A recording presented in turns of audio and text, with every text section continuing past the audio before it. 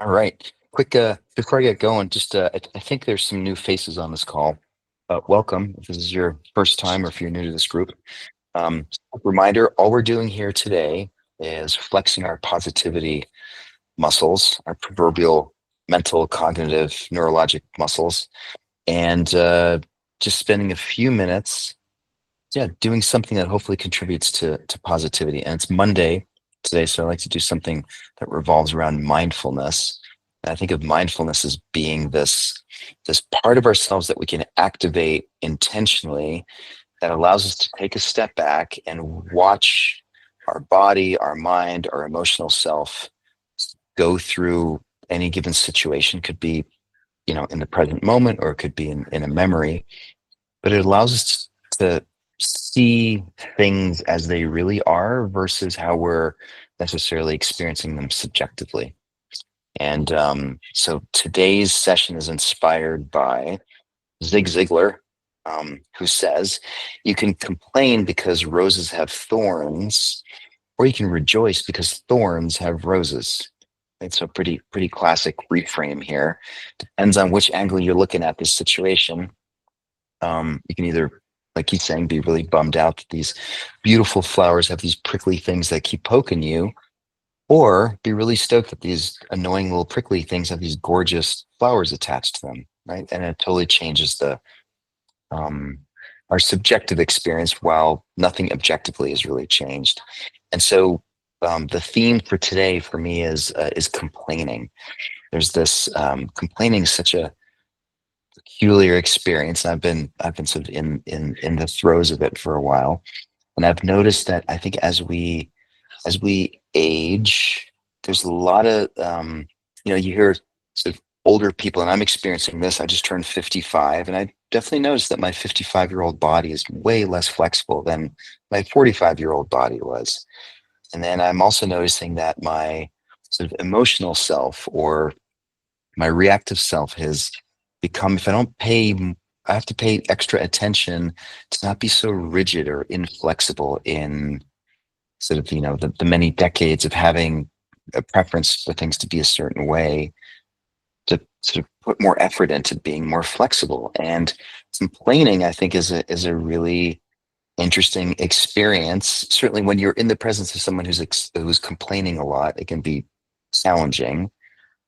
But then also noticing, like, when do we complain and why do we complain? Like, what's the deal with complaining? Because it's such a pretty ubiquitous thing. We all do it to some extent. So I was sort of digging into it and thinking, like, why do we complain? And I think on some level there's a form of complaint. Is there's a one version of it is, it's a connection bid. If I complain to someone else and say, "Oh, the weather is terrible, isn't it?" What I'm really looking for is some kind of acknowledgement or sympathetic response from the other person to say, "Yeah, you're right. The weather really sucks right now, right? It's really hot and humid, and it's really, this is really challenging." And so it's just, again, viewing complaint through some kind of like, what's the purpose of it? And seeing that when someone complains to us, they're not necessarily looking for a solution. They're actually looking for connection, some kind of a, like, "Oh, I see you. I feel you. I hear you're having a hard time with something." And then, when we complain to ourselves, like, we're not even expressing it out loud to someone. Like, why do we do it? Why do we sit there and kind of grovel and think, like, "Oh, this sucks, and they always do this, and they never." Um and I think it's also a way for us to sort of abdicate responsibility for taking action. It's an easy way to take a step back and say, "Well, this is overwhelming. This is beyond me. So therefore, I'm off the hook to actually try to do anything differently." And for me, if anything, the main takeaway is that oftentimes, even though when we react to complaints, we usually think, like, "Well, here's the solution, just do this." But most of the time, that's not what complaining is really about. It's, I think, really a desire to just be felt or seen in a different way. So, having said all of that, let's spend a few minutes playing around with this idea and becoming a little more mindful about our experiences with being the complainer or the complainee, depending on what memories we have. So, start by closing your eyes, Just drop into right here, right now, sitting. I'm on a couch. I'm in a house where I can feel lots of sounds from different rooms. So just noticing that,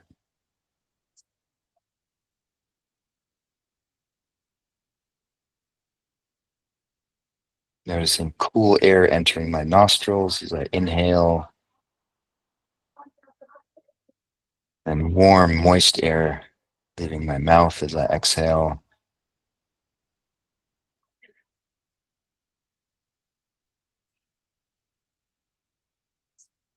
Noticing colors and shapes behind my eyelids.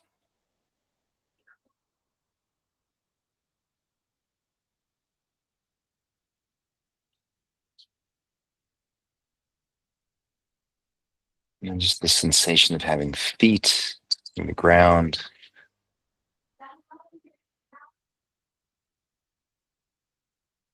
Noticing the temperature and sensation in the hands, fingers.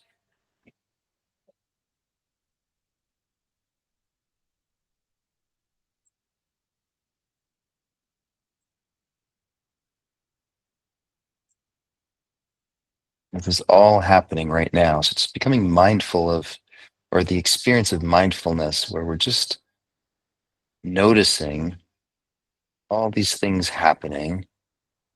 There's nothing that we're doing to create any of these experiences. We're just bearing witness to the feet, body, breath, sounds, and sights.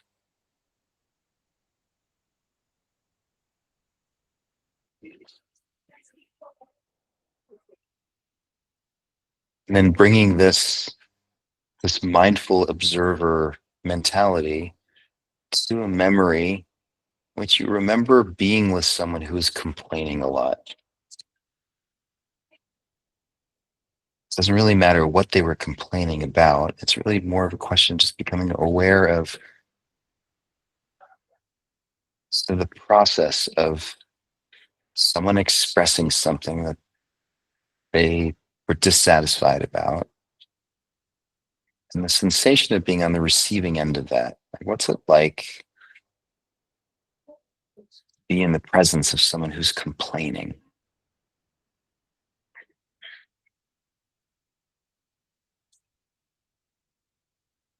Where does your energy go in that moment? Like, do you want to come up with solutions and help them fix whatever problem they're complaining about? Just want to walk away, not deal?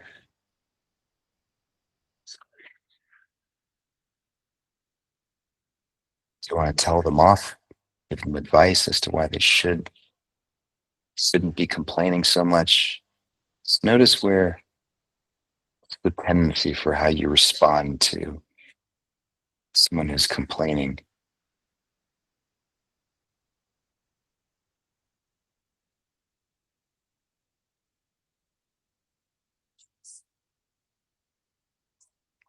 For me, there's a palpable contraction I experience when I'm with someone who's complaining a lot.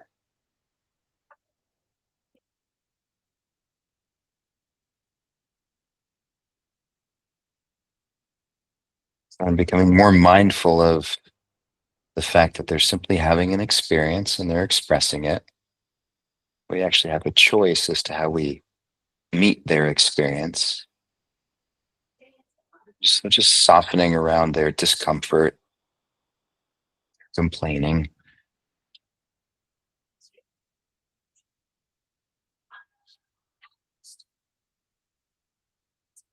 What if you could hold their complaint as simply a request or a desire on their part to be seen and heard?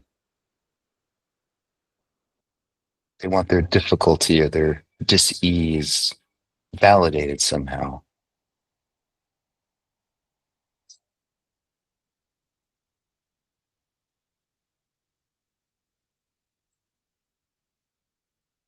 How might you Give them that acknowledgement, sense of, I see you, I get you. It's okay. You can feel what you're feeling. You can express what you're expressing. I'm okay over here. To fix you, to change you.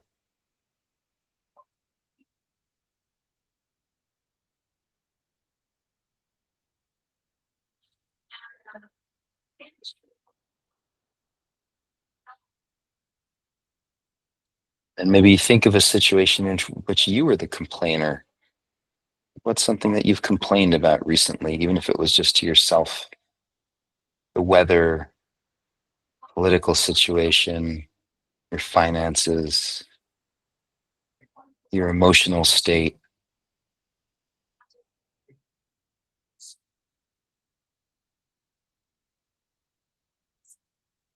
And same thing. What is it that you were wanting to be seen or heard? What needed validation in terms of what you were struggling with or what was difficult?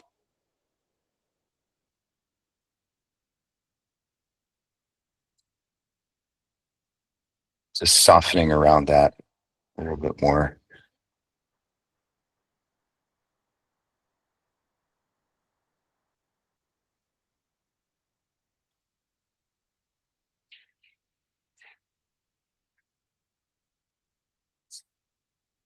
And then I think whether it's other people or even ourselves, I think oftentimes there's also just a very practical stance to take at some point where we just say, okay, enough of this negativity or complaining.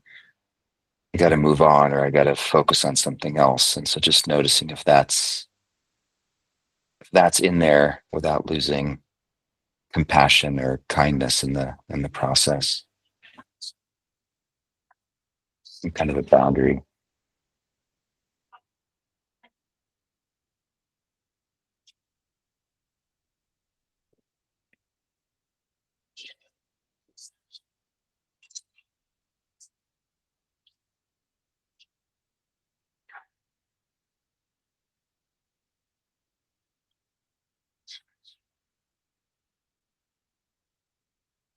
Complaining is really just a attempt to be seen or heard, to be felt,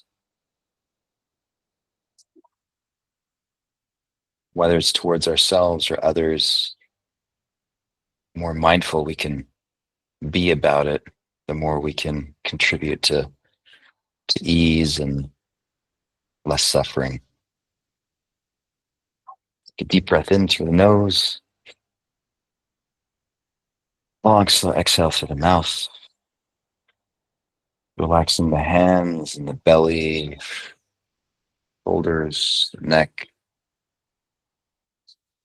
Hold the exhale for 5, 4, 3, 2, 1. In through the nose,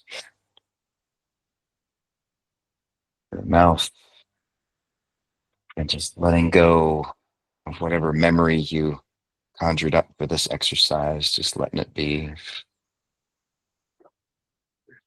Hold for 5, 4, 3, 2, 1. So open your eyes, coming back to the session. Um, one last thought about complaining is I know oftentimes when I experience other people complaining, I start complaining about their complaining. So for whatever that's worth, is just remembering that. I hope that was helpful or useful. Take care, everyone. See you tomorrow.